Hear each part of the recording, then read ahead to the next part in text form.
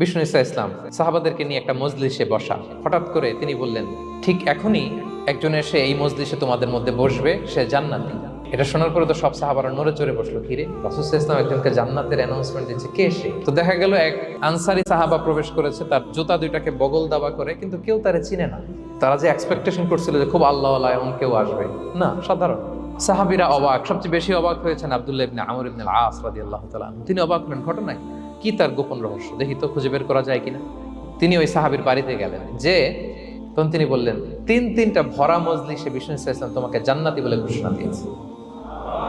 আমি দেখতে চেয়েছি যে তুমি কি আমল করো। ওই সাহাবী বলে, আমিও জানি না, তবে একটা ব্যাপার আমি মনে করি, হয়তো এটা আল্লাহর কাছে পছন্দনীয় হতে পারে। এইবার তো আব্দুল্লাহ বলে, ওই তবেটা কি হবে? যে আমি প্রতিদিন যখন রাতে বিছানায় ঘুমোতে যাই, আমি ঘুমোতে যাওয়ার আগে সবাইকে ক্ষমা করে তারপর বিছানায় যাই।